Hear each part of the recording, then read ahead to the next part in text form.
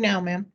Okay, very good. Hang on just one moment. Let's see the little light turn on. Okay.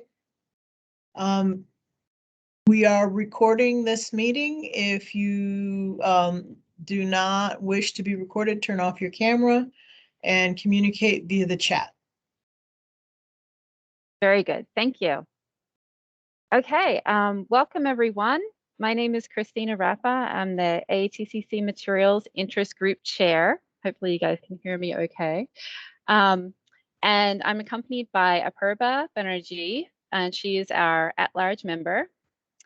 And we have invited today Kirsty Terho from Infinited Fiber, and I hope I pronounced your name correctly, and very, very interested in hearing from her and learning about her company. They recently partnered with Patagonia, and we'd like to learn more about their unique recycling process and creating new fibers.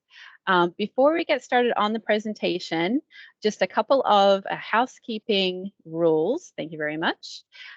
We would like you to first please enter your name and your company in the chat so that we can take note of the attendance. We are recording this meeting, and this is mainly for the people that signed up that weren't able to make the live meeting are able to watch it afterwards. And if you don't want your video on the recording, please turn off your video.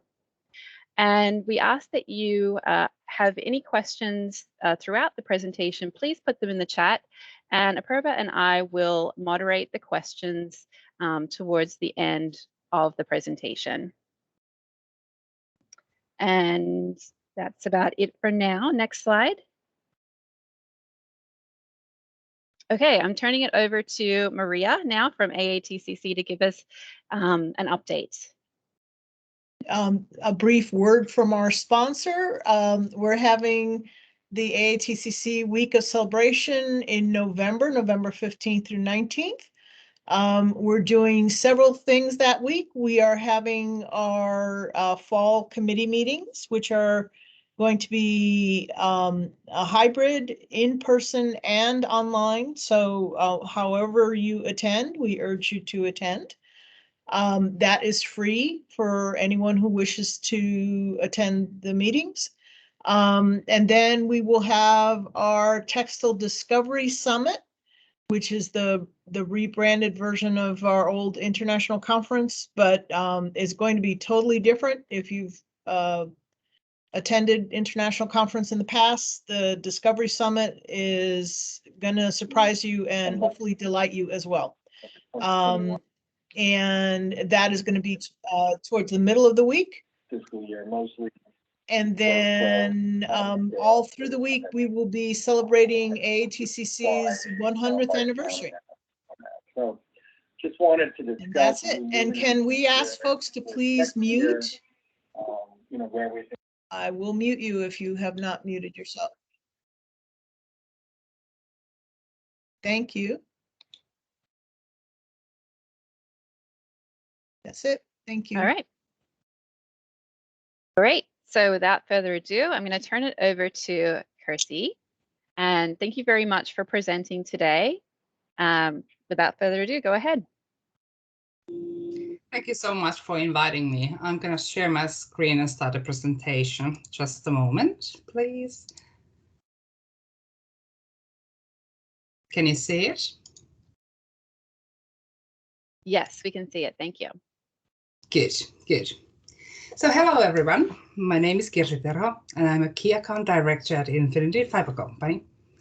And today, what we are talking about is circularity. And that's the topic that is in the heart of our business. Infinited Fiber Company is a fashion and textile technology group on a mission to bring hope and joy back to a fashion. That means really that we are the one and only ones in a sort of turning textile waste into 100% recycled fibers in chemical recycling. We are actually losing the reliance on the virgin materials instead of making circularity an everyday reality.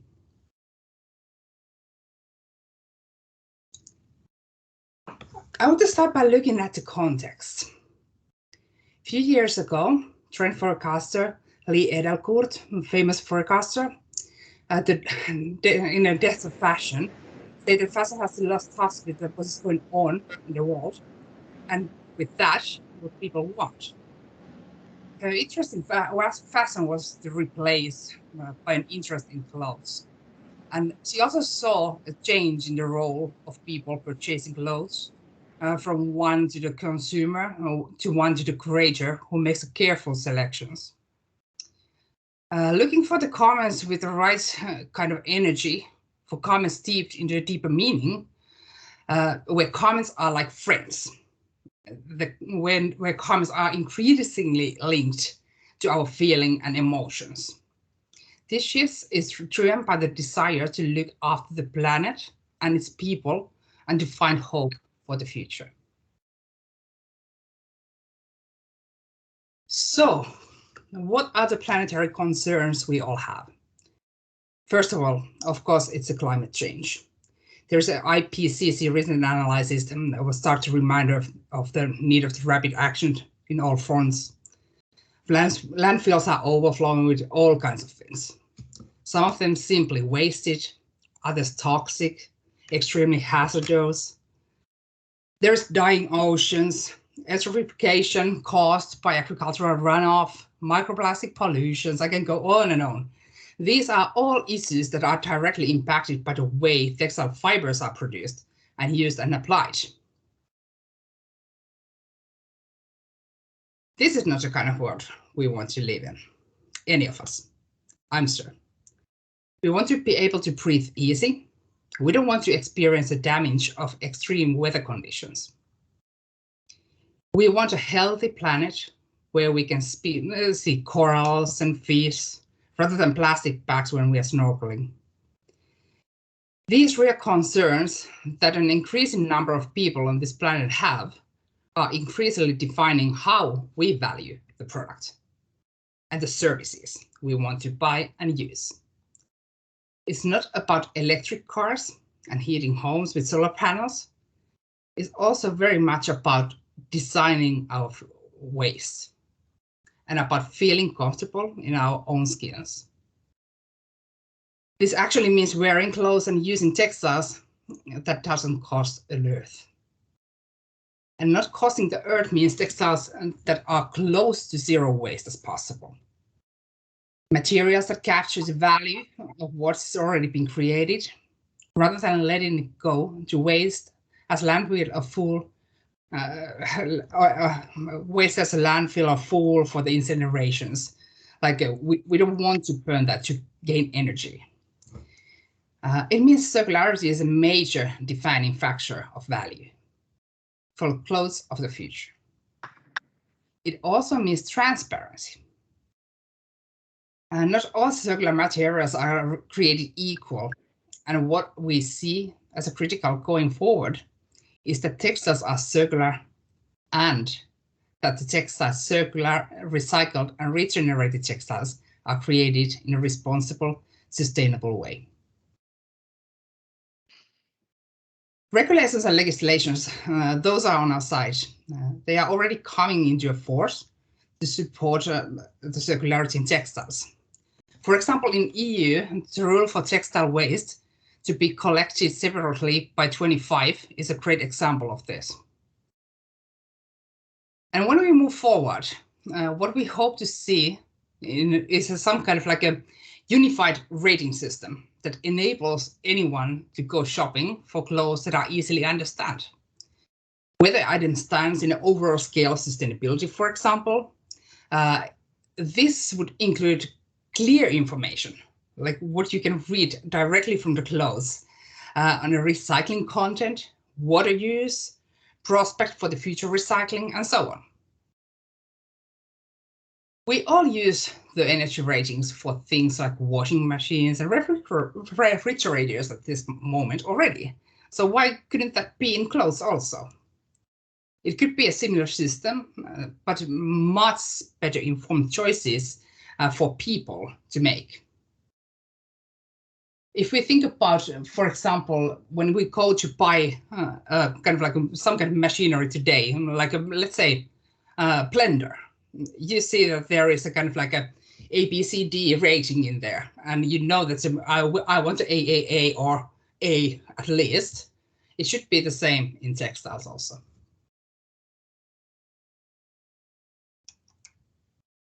While we now are awaiting standardized labeling, the major global brands have a place to do better. For example, the circularity is now the heart of their strategy. They recognize that the circularity is the key to designing our waste and reducing the industry's massive burden of virgin resources. What I hear every day from the brands is that the future they see is one where the customers will expect all garments to be responsibly, sustainably produced and sourced. They are saying that it shouldn't be that people are looking to spend more money to the circular materials, for example, or buying sustainable options. It shouldn't be limited niche designs. Sustainably produced circular materials options need to become a mainstream. This is how we can bring joy and hope back to people's closets. So enough for preaching. What Infinity Fiber has to do with this? As I mentioned in the beginning of my presentation, Infinity Fiber Company is a fashion and textile technology group specialized in next generation recycling. What that means is that it sounds very hard to understand, but we are on a mission to make textile circularity an everyday reality. Our technology uses textile waste as a feedstock to produce this beautiful, totally new type of fiber that we call Infina. It could be called cellulose carbamate also, because that could be probably the generic fiber name. It's a unique new textile fiber that looks and feels soft and natural, just like cotton. We help to turn old raggedy clothes into beautiful new clothes. And it is kind of like taking what has already been used to the circulation and doing that all over again, second round, third round, and then we don't need to kind of like go and harvest the fields anymore. Our company is actually headquartered in Finland, so greetings from Finland. We are currently having R&D and pilot scale production facilities, and we are looking to scale very rapidly. But let's talk a little bit about our history also. Excuse me. Our technology, cellulose carbamate technology, has roots in 1930s Alabama. The idea was in those Alabama days to find a cleaner alternative to viscose manufacturing. There has been also several Finnish companies that looked into this technology and tried to utilize this. The feedstock has been, however, every single time dissolving wood pulp. And that is actually the major reason that why the technology never took off, and that is what is seen the less risky. It was kind of like it was less risky to build kind of facilities to capture the poisonous carbon disulfide than go to the totally new kind of technology. And that's why it was every single time put back to the drawers and drawing boards. And it is kind of like a leap of faith when you start to really produce with the new methods, when you have already existing viscose manufacturing. But then in 1990s, our dear research professor Ali Harlin and his team at the Finnish Technology and Research Center in VTT, they did something different. What they started to think is that how about utilizing cellulose carbamate technology for something else? And they wanted to try different things. They had a little bit of money from the research fund, and they started to really look into what kind of raw materials it could use. They tried cardboard boxes, like banana boxes. Then they tried newspapers. And finally, what was very interesting is that when Ali took his old Wrangler jeans, which were worn out, and was able to turn that back to fiber, that is when it really became interesting. and they managed to make some fibers. Then they went to at that time there was ISMA Milan coming up. They have just a fraction of the research money left, and they went to ISMA and presented their new innovation in there, and they were blown away by the excitement around the innovation. Because every time when these big things happen, there's multiple things happening simultaneously.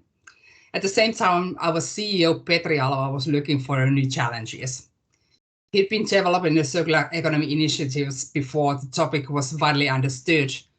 And he heard about Ali's team innovation and the level of interest that got the excitement running in ITMA. And it was a moment when they both realized that this could be something. This could be something that we can do together. And this is really something that where we can make a difference. It was then 2015, and the following year, Petri and Ali founded the Infinity Fiber Company to commercialize the technology. And it has been lots of big milestones ever since.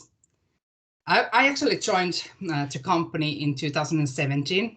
I was the first employed, and we started building up the team, sourcing funding, reaching out to manufacturers, brands, and really trying to get our name out there.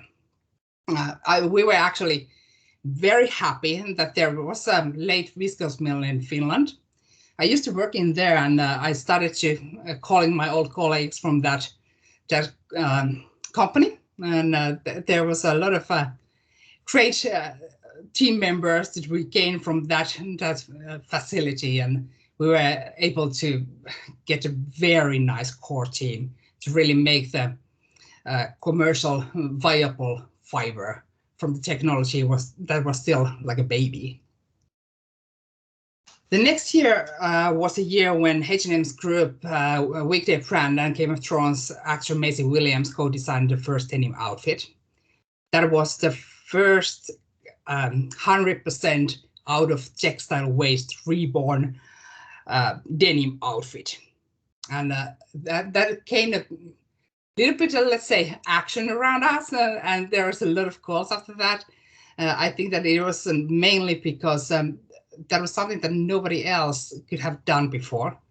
There has been trials that where was like 20% of textile waste, which would pulp manufactured into a fiber, but that was actually 100%.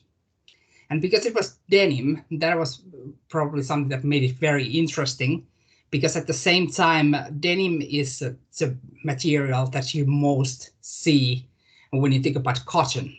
And that was a kind of like a totally different angle. There has been a lot of those earlier trials. They were doing that with a viscose method, and every single fabric was very viscose-like. So that was a totally different type of fabric also.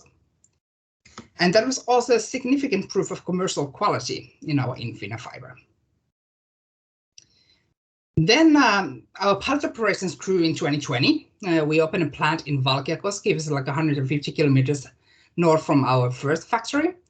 And that year we demonstrated that our process can run continuously, meaning that it was commercially ready at that time.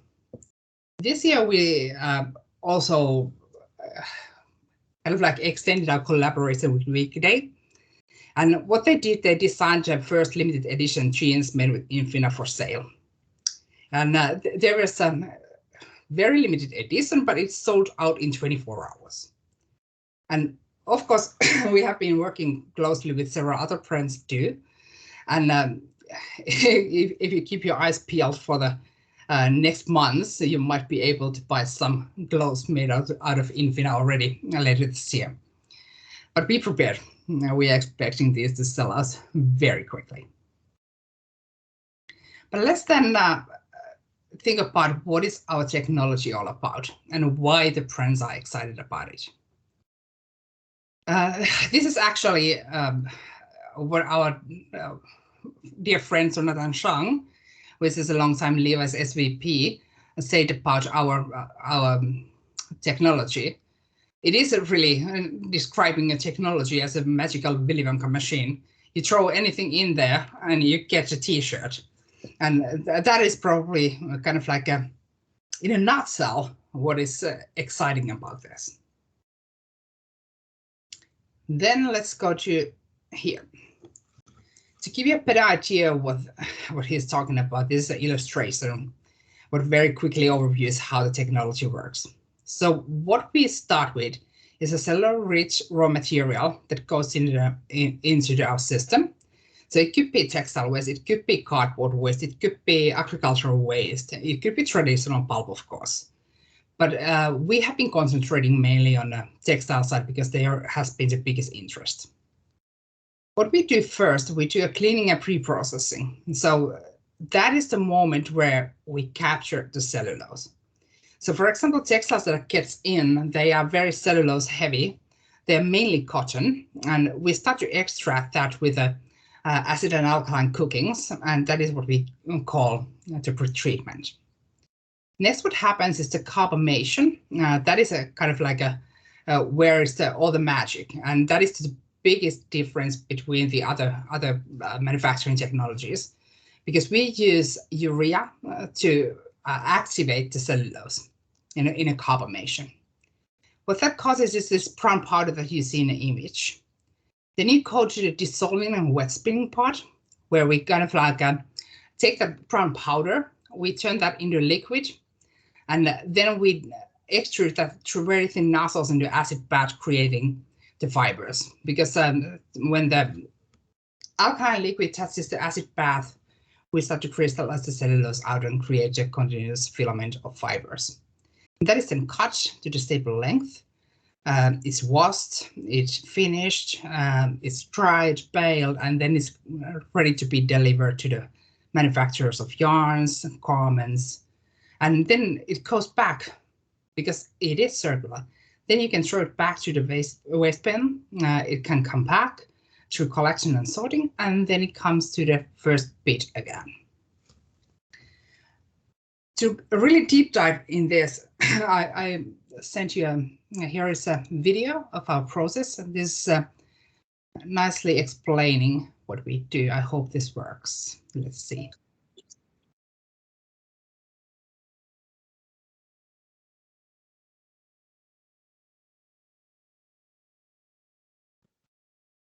We don't hear the sound, but we see the video. And I think it may be in your settings for the sound. Let me see. Screen. Where should I try to find that? In Teams, if you click on the 3 dots at the top that says more actions, and then there's a device settings. Okay. And I believe here you may be able to switch your speaker. Let's see. I'll try to find it. If I go to 3 dots, yes. And then you say speaker.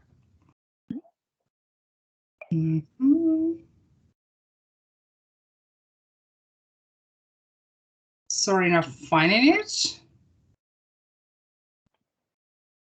It's actually in the sharing menu. Once you start sharing your screen, there's the button that you can switch on for to include the sound. Okay. If I stop sharing and try again, share content, include computer sound. There. Okay, thank you so much. Welcome. And then I go back to the video. Can you see it? We can see it and hit play. Let's try. Lots of people in the fashion industry will think this. It's like, is fashion correct? Should we actually be making fashion? And am I choosing the right path, career path? The right life choices? We cannot continue the textile industry. It's the second biggest industry. It's considered one of the most polluting industries, and at the same time, it's still, let's say, one-way ticket, so that there is not the recycling, and the recycling is a must for that industry to continue. and infinited fiber technology has a vital position. Infinited Fiber, born from the VTT Research Center, is trying to achieve a goal where your clothes can be recycled infinitely. The feedstock that we're using at the moment is post-consumer textile waste coming from the textile collection campaigns that are being done here in Finland. We transform the cellulose, separate it from the cotton-rich textile waste. Our technology is organic solvent-free and uses water-based processes. In traditional viscose manufacturing, carbon disulfide is used, and it's considered as toxic nerve poison. We have replaced carbon disulfide with urea, which is a natural biomolecule. At this stage, the shredded textiles still have all the elastane, polyester, colors, and anything else there that might be existing in the old textile. Material is being processed to remove the polyfibers from the stream. Washing sequences remove any remaining impurities, as well as traces of the alkaline liquor. At this stage, we have mainly cellulosic parts of the material left. This pilot factory is our gem, and it's here that we have the core of our process. This is where the magic lives. At Infinited Fiber Company, our process is quite robust. For example, we can handle the elastane impurities. Carbamide fiber is unique because its benefits are like it takes up the color very easily, which means that its footprint there is very low.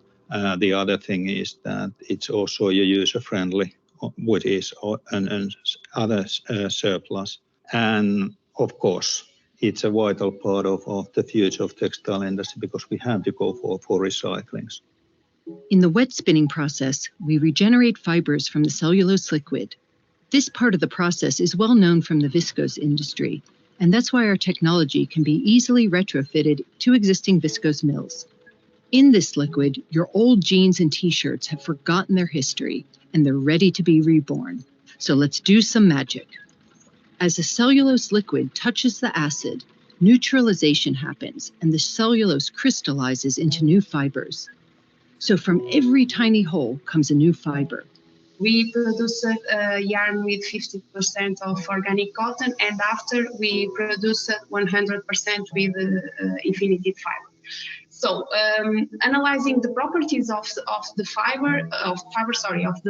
yarn, yarns are between cotton and viscose. Everything that you've seen today has been filmed during our first 72-hour production run, demonstrating that the process can be run continuously for a few days. Now, our next step is the scale-up.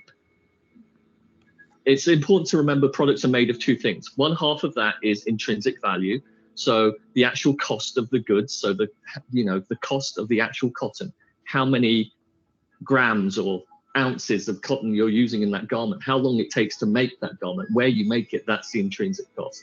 The other cost, the other part of the value of a product is its social value. So what that means to you. I'm wearing should I stand up? I'm wearing the jeans. You see them a little bit. I think they're the first hair made, I think, because that was from Maisie for when we did the work with her before. I came to your factory, and I saw the results of the denim that you guys made, and it was mind-boggling. It was just the same jeans material quality as what you get, very, very good quality. I'm not a fabric expert, but this is fabric. This is like real thing. It's not like you think that recycled fabric is somehow less than the proper thing. It's not. They just feel like normal fabric. Like we can have just normal fabric, like that is got such a good background and comes from such a good place and can do so many things in the future again.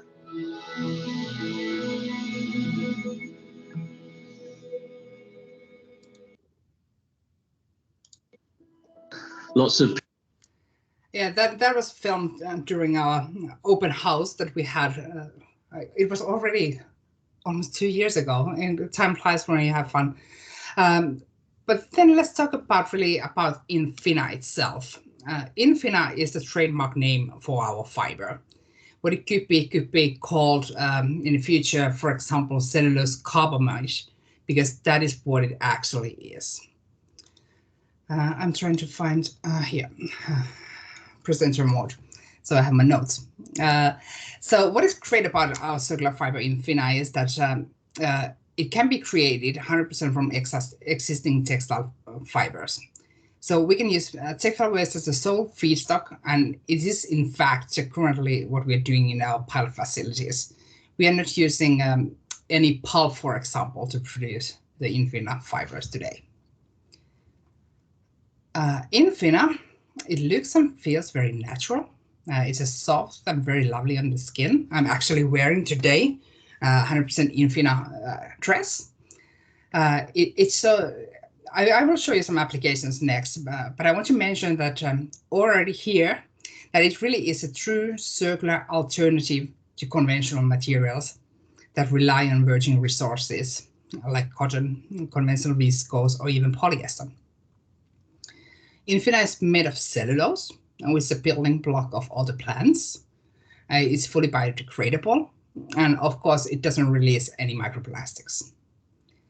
Cotton is kind of like a very thirsty crop, and Infina production requires only a fraction of the water needed to cultivate cotton.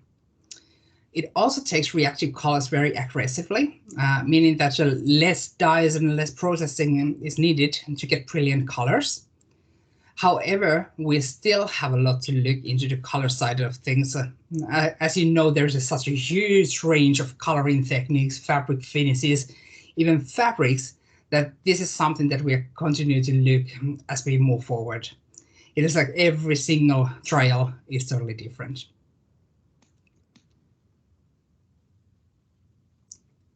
I'll try to switch. Yep. Here are some examples. So at the end of the day, what really matters is to brands and all of us is to how the textiles finally feel, how it looks, how it makes you feel also. People, whether designers or consumers, don't really need to feel that they need to settle or make compromises when they are opting for the circular materials. That they can use fabric that has made 100% from regenerated textile fiber, and it looks and feels just as great as the clothes and textile they used to. This is how we can make the kind of like a whole circular things very easy. Choices become easier when you don't need to compromise. Here are some of the kind of like examples of what we have been doing. In the first picture, there is a Maisie Williams wearing 100% denim outfit. That was the first one I talked to you earlier. Then in the second one, there is Ruben Selber's debut collection in Paris Fashion Week. There is a cargo pants and a dress shirt. If I remember correctly, cargo pants was 75% Infina 25 cotton, and then the shirt was 50-50 blend with cotton. Then in the middle, there is actually, it's non-woven fabric that is 100% Infina. So non-woven is actually a huge industry where we are just looking into. We have some collaborations there and we want to understand that much better. But we have made some trials and that sounds that there is as big interest as on the fashion side also. Then there is, in the fourth one, there is a jacket that was made with in a collaboration with Nomeneskio, which is a Finnish brand. And then in the last one, there is some other items we have been doing ourselves, just to give it a little bit of diversity of what we're doing. It's not only tees and hoodies and jeans. Then I go to a word from Patagonia, a brand that is known from their pioneering efforts of sustainability. Reinforcement for the importance of experience of clothes. The beautiful clothes don't have to cost the earth. The circular doesn't have to mean compromise. And when this happens, making the sustainable choice as a consumer becomes easy. And then, of course, niche is not enough. Having a great technology, great fiber, even amazing enthusiastic brand partners is not enough to make the difference. We need this in scale. Circular materials will only make a difference once they become mainstream, when they become easily accessible. And to become mainstream, they need to be scaled. Here's actually a kind of like a first drawing about our future factory. We are actually in a happy position of having so much demand for the Infina that our pilot factories are stretched to the meter, and at the moment we can't really produce enough. And that's why we are negotiating the technology licensing deals to help to boost the production and availability in the future. And then we are currently preparing to build our own flagship demonstration plant in Finland. We're delighted that we are already been able to announce a multi-year purchasing agreements for Infina with several brands, including Patagonia, H&M, a bestseller, who have committed on buying the quantities of the future factory and in years to come. These major commitments reinforce our view that materials that come from the great place that are produced sustainably are the materials of the future. I close by saying circularity is the new black for the textile industry. And we are here to make the circular choices easy ones for both brands and consumers. Great. Are you ready for questions? Because we have quite a few coming in. I'm ready for questions. Please. Okay. And just a reminder, if you would like to ask a question, please put it in the chat, and Apurva and I will go through the list and ask directly. Okay, the first one comes from Heather Elliott. What kind of emissions, water or air, are created from the manufacturing process? Very good question. So let's say for the water, we try to circulate everything that runs in our factory. So there is, for example, in a water, it's probably some amounts, for example, global salt. That is one. But that is trying to be handled fully in our factory also. Of course, it really depends on if we are having all three different modules, like a pre-treatment, carbonation, and then the wet spinning part together, because that is what is really ensuring that we can circulate the materials throughout the whole system. So, but at this moment, I would say that for the water, that is very tiny. And of course, we will be treating that very responsibly. For the air, it's kind of like fumes of water, what you call it, mist. So it is only kind of like the steam that we are using in our processes. That's great. I guess we'll just alternate, Christina. Sure. The next question is by Yongjin. How about blends of cellulose with polyester or other synthetic materials? So I guess the question is that possible? Has that been done before?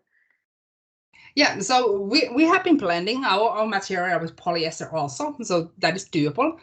But if the question was about circulating that back to our system, then what we do, the polyester that comes in, we depolymerize that, and we get rid of that. So we use only the cellulosic material in our stream. And of course, it's kind of like an economical feasibility issue more than anything. So if there is a lots and lots of polyester coming in, then it's not so efficient. So we want to have a very high cellulose content in the stream that comes in, but we can handle the polyester. And this is something that you need to have, because every single garment is sewn together with polyester threads, and there is a polyester labels and all that in the garments.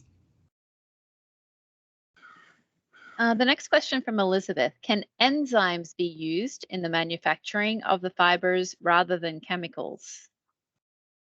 Of course, that is a totally different kind of technology. I have been hearing that there is emerging technologies in that area too, but then that is not in a core of our process. Great. The next question is there any loss of strength from the fiber when it is regenerated?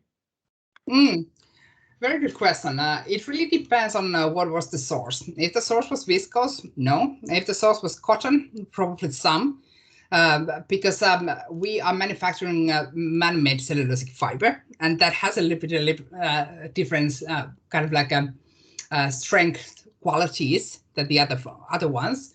But what we are seeing is that it actually works pretty well in a cotton applications also, even though the strength is not right up to the top of the cotton qualities, but it really is behaving very nicely. But if you want to have some figures, let me throw in something. For example, tenacity levels of our fiber is around 25 centimeters per tax. And the next couple of questions are similar. We know that the trademark name is Infina. What is the generic fiber? That is a good question. I would like to know that too, because we are actually applying the generic fiber name in EU. So that is actually a huge process that you need to dive into when you are applying a new fiber type. At the moment, what we can call it, if we go and kind of like analyze through the test runs that, for example, customs have, what is the result is that this is man-made cellulosic fiber. And they are kind of like looking at it through microscopy last. And because the cross-section is also different from the lyocells or viscoses, they can't identify it at the moment. So it needs to have new generic fiber name.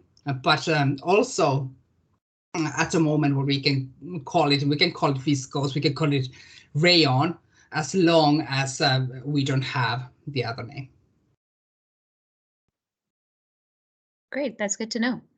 The next question is, how is quality controlled when recycled fiber is repeatedly recycled? Is there degradation or effect on tensile strength? Yeah, if we think about what happens in our process is that we go to the molecular level. So it all depends on what is the molecular length of the cellulose chain itself. It's not about what is the fiber length. It's not about what is the kind of like when we do the mechanical recycling, every time you cut the fiber shorter and shorter, we can use even the dust in our process because molecules are so tiny. But we are cutting the cellulose chain also. But when we go to the second round, third round, and really do that repeatedly, then if we use, for example, 100% Infina garments only, then it will be going down because, of course, the yield ratio goes down because there isn't those long cellulose chains anymore existing in there. So what we need to do, we feed in every single round some cotton in it. So what it does, it actually attacks first to the longest chains and kind of like equals everything. And that is what is keeping it rotating over and over again. Next question is, because CS2 is not used, do you consider this a closed loop production? Yes, at some extent. It really depends on the feedstock. Because if the feedstock is heavily blended materials and there is a lot of elastanes and polys and all that, which we remove, those are coming out from the system, so not fully closed, because then we need to do something for those too. So if we can find, for example, the way to recycle the polyester from the stream, then it would be fully closed loop. That totally makes sense. The next question is, Does the process allow the polyester that was separated out to be recycled also? No, actually, that is one of the things that we are heavily looking into, because that is actually the only interesting part that comes out. So when we separate the polyester, there's everything in the same sludge. There is colors, there is finishing chemicals, there is polyesters, elastanes, and there is a sludge of everything. So to really separate the polyester, that is going to be a very hard thing to do. And there's actually few different companies that are already trying to do that, and it is kind of like trying to find ways how you can take out the polyester monomers and put that back to the polymer level. Then we could be recycling the polyester also. But in the meantime, let's keep the cotton content heavy, and we are on the safe side. So just following up on that, what happens to the sludge, the elastomeric and the polyester? Yeah, that is something that what we do, we kind of like evaporate all the water out of it, creating a like very thick mass. Then we use that to create energy for the rest of the process. So we try to keep that in a loop also. And really just make sure that thing doesn't end up to the landfills or the oceans. And are you open to accepting garments from across the globe, or are you limited to Finland only? I have to say that, for example, the plant that we are planning now, really ready to build up, is going to be 30,000 tons per annum factory. And it needs about the same amount of clothes to come in. And for example, from Finland, what we see today is that we can source, for example, 5,000 tons. So we need the materials come from the different locations. I'm not seeing, though, that it would be very wise to, for example, ship from US to Finland. I think it would be much more wiser, because there is lots of clothes in US to have a plant in there producing our material, and really just avoiding the kind of like let's say LCA getting bigger because we are shipping things around. That makes sense. There is a follow-up of do you recycle 100% cotton or blends as well? But I think you've already answered that. Move on to the next question. How was the biodegradability tested? Was it dyed or undyed samples? Soil enzymes were added to soil or not? And was there any exposure to sunlight, etc.? Very technical question. I'm not probably the best person to answer that. And that was already done at VTT in a research center. So I have no idea what was done with that. I know it was undyed because it was for the fibers. And then what I know is that they made a soil test. That is all I know. Okay, as Invina is made with post-consumer products, how does the company control or monitor the restricted substances that might have been contained in the incoming materials? Yeah, that is going to be the big problem, of course, for us. And what is always good to understand is that those are not traveling through our system. So it stops for us. And we can't really control that what comes in to us. We need to have kind of like a REACH-regulated sorters to do the pre-sorting and really the identification of the clothes also. But the good news is that when we are extracting the cellulose, that is when all those hazardous chemicals end up. It ends up to the sludge, and that gets handled the way that it needs to be handled. It's kind of like we are taking the bad stuff out of the landfills. Got it.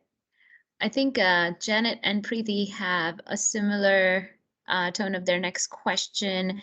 They're asking if any of the materials that are coming in, if they're pre-sorted to remove those ones that are heavy with polyester, and if there should be another webinar just to handle polyester based blends.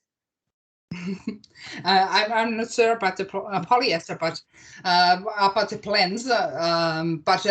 Yes, we need to pre-sort the material before it comes to us. So, for example, in the EU, there's a lot of these facilities. For example, in Finland, we have a very nice one, which is collecting the materials from municipalities. That is then travel to their factory, where they have IR sorting, when they're identifying what is in the materials, and put those in the different piles. And those piles are kind of like this is a very cotton heavy pile, this is a polyester heavy pile, this is something that can't really be in a reuse at the moment. But even before it goes to sorting, what needs to happen, from my understanding and from my perspective, my personal opinion is that it needs to, we need to pick up those garments that can be preloved. So those ones that can be used as they are. And it doesn't have to shred it to the pieces and put that to our recycling system if there is other use for those already.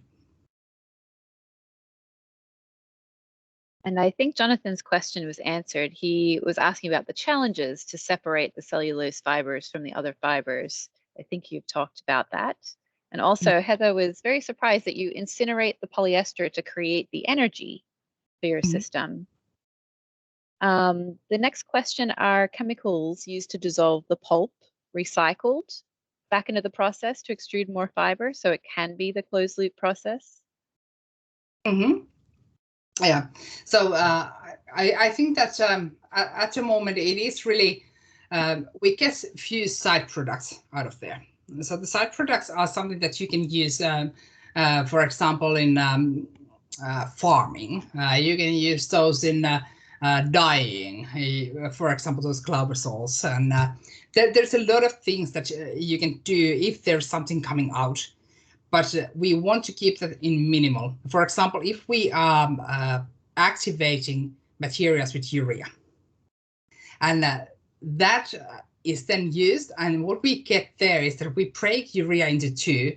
There comes an ammonia, and then there is a carbamate group. Carbamate group is the one that attaches the cellulose chain, and then we have this ammonia.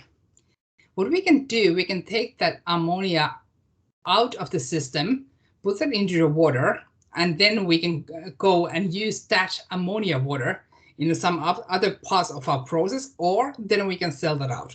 So what we try to do is to keep everything as close as possible. Of course, it is manufacturing chemically. There will be always some things that you can't rotate, but we want to find a way to use those the way that is responsible.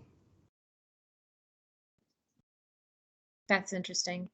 The next question is, will you expect or will you accept cellulose powder that has been extracted from other textile recyclers, considering those who are recycling to capture terephthalate acid, DMT, e.g., but have cellulose powder from blended textiles? We haven't tried that. That would be interesting to try. I think that at the moment we have been concentrating mainly on the post-consumer textile waste that have been coming from the textiles. So we don't have that much understanding about every single stream that there is available. And we have been concentrating, for example, extracted kind of like, if you think about mechanical recycling of fibers, and you spin those materials back to new yarns, and you get dust from there. That is kind of like an easy material for us. So that is kind of like using second-hand materials from the second-hand market. So it is kind of like a when they spin the yarns, they make dust, cotton dust, for example. So that cotton dust can come to us. So that way, yes. Other ways we haven't tried. So Preeti asks next, she thinks that cotton garments will be beneficial for your company, therefore more cotton garments should be produced by brands, which will help the planet as well. What do you think, Kirsty?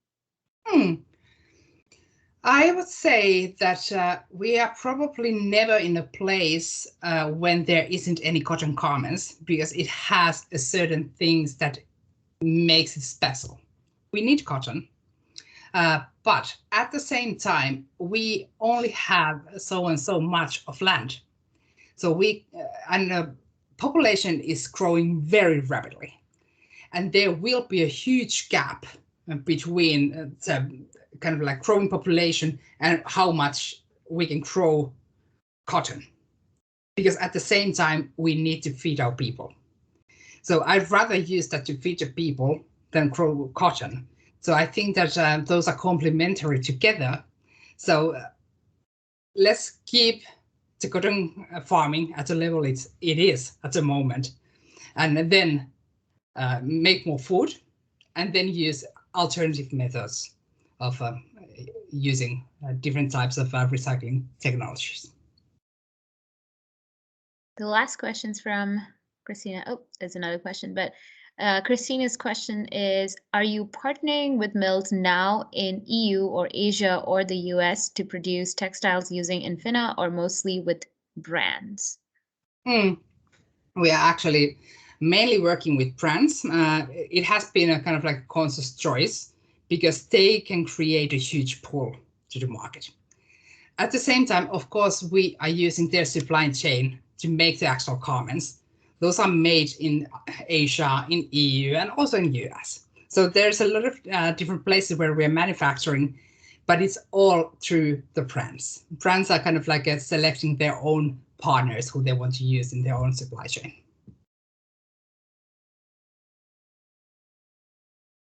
Question from Janet. Have you thought about using sources such as bamboo or hemp for the process? We have thought of it. It is probably somewhere in a pipeline, but I think that the concepts that we are looking into at the moment is the first to really start with the textile waste, and then it goes to probably to the cardboard. That is very important because of the, let's say, expanding use of those platform sales where you ship around things in the cardboard boxes. That is a very important part. And then there comes kind of like agricultural waste, those hemps, bamboos. There's a lot of different options in there. But it's probably somewhere like a 5.2 version of our factory. Well, that's all the questions we have for you today, Kirsty. So I want to thank you very, very much for presenting Infinited Fiber to us today. And I hope that our audience at AATCC learned something new. And perhaps there'll be people reaching out to you from the various brands and mills as well, wanting to learn more. Thank you very much. It was a pleasure to be here. Thank you very much. Thank you, Kirsty. Now, this presentation will be on the website, I'm guessing within the week, so share it with